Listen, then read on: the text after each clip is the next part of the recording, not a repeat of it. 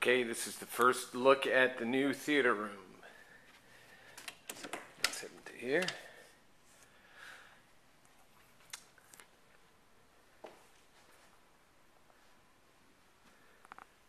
So it's pretty low light in here, because we wanted to make sure that we could see the movie and not most of the furnishings and things in the room. So what we have over here first is my totally ridiculous shelving. Until I get the rack mount in and the laser etched plates, I just kind of threw in a shelf so we could get stuff done. And of course the ever-present and ubiquitous tray table stand for a game console. I'm sure many of us have been here on occasion.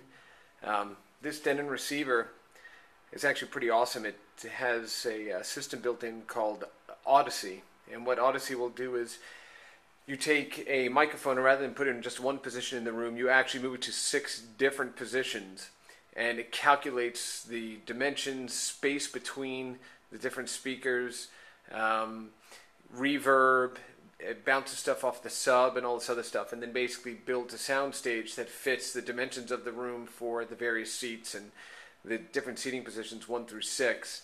Obviously 1 being the most preferred space, 6 being the least preferred. So it builds a whole system like that. It's really pretty cool. It takes about 30 minutes to set up, but the sound difference is unbelievable, as you'll hear in a minute. So you can see down here, I've built a wiring shelf or wiring section here, and there'll be a shelf that goes underneath it. So that way I can plug in anything from the riser into the receiver. Of course, wiring back there. And then this is additional wiring that I have for infrared repeaters, which I have to go ahead and put in, as well as second room television, bar area speakers, those sorts of things. So you can see up here, here are the sconces, which look pretty badass. We're already talking about putting Penny Arcade stickers up on these and different video game characters in there, so my kids are having fun with that. Here's a vent I have to close off, and so here are the rear speakers there, you can see. And then of course, you know, I had this multi-tiered seating, so what I have then are, oh, that's the projector right there. We've got 2 rows of 4 ginormous leather recliners. This one on the end still has the manufacturer's tag on it because they sent me the wrong model. So I've got 7 matched and one that it's not quite matched. I kind of liked it, but my wife was like, no, we need to go send it back. And then you can see I built these risers here, so when you walk in from the main area,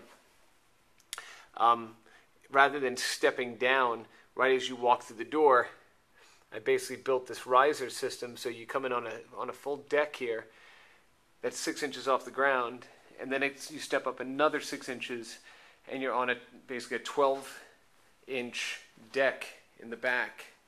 And then, as I had taken photos of before, right down here in the bottom, which there's going to be no light to really show this effectively, but no, you won't see it. There's a plate there that actually has all of the inputs there. So there's kind of a shot of the front row, and then a shot of the back.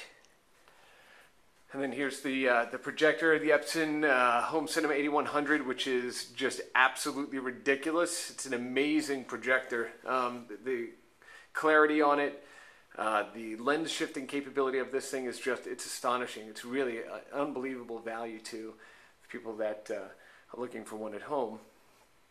And then, of course, there's the projection screen with my Chrono on it. And in the front, I've got the clipped fronts here, so that there's the sub glowing in the corner. I've got these, you really can't see them very well, these Icon 5 series. Really, actually, I mean, Klipsch does a really good job with design. Let me put the camera down here for a second so I can remove the front grille. So they have, they have a horn design in the front, and actually offers really good distribution of high-level frequencies. So kind of hard to see there. I put up a floating shelf, so the center speaker actually floats above the ground. It doesn't have any visible support to it, which is really cool. I have to drill a hole in the bottom there and tuck the cable up around, and there's the second Icon 5. So let's go ahead and fire up God of War 3. So the nice thing too about building a home theater like this is, with the amount of games we want to play during the day, sometimes with a rear projection or a front projection screen, it's hard to see during the day. So having a place you can actually darken completely to be a completely non-lit space is really it's a luxury, and it's one that if you have the opportunity to build one, definitely do. So the other thing I did is I put a dimmer on these lights so we can actually just dim the sconces down if you want at least a little bit of lighting in the room, so that way your eyes don't get completely fatigued. I put that dimmer in there. The nice thing too is on the risers I'm going to be putting rope lighting, so that we will have that completely lit all the way around the room, including that this tiny stair over here. And around the ceiling, I'm either going to do a crown molding that has uplighting, or I'm going to actually frame it using old video game marquees and have it chase the entire room. So when you light it up, it'll be Pac-Man, Donkey Kong, Robotron 2084, Berserk, just all these different video game marquees around the room. So I think I'm going to go with that one, but it's going to take a little time. All right. So now that I've got this completely darkened, we'll come up here to the second level. I'll grab my PS3 controller, and let's fire up some God of War 3.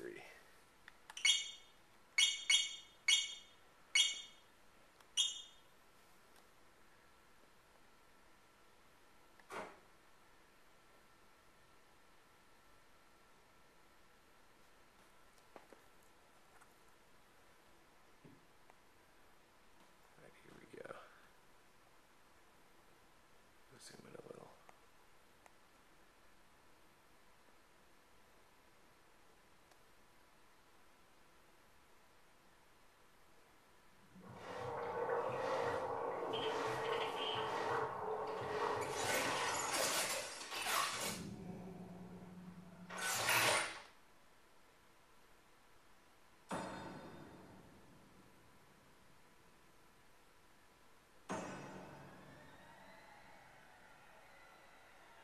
Before the age of the twilight set upon the gods, a legend rose to claim his place among them. And even though Kratos sat on the throne as the new god of war, he was haunted by visions of his family, a family he himself murdered. But the hands of death could not defeat him. The sisters of fate could not control him. And on this day, the man, the legend, Kratos, will have his revenge.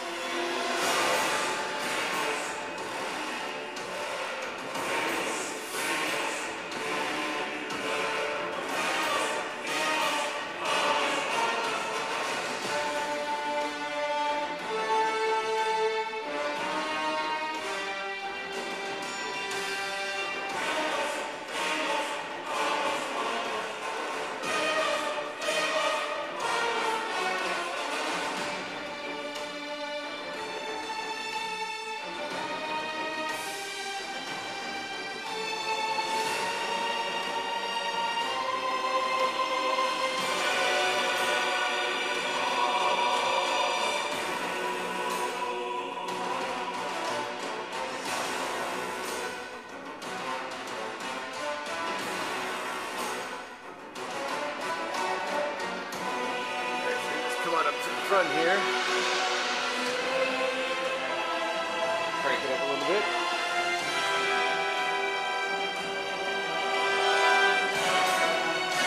Sit down here in the front now.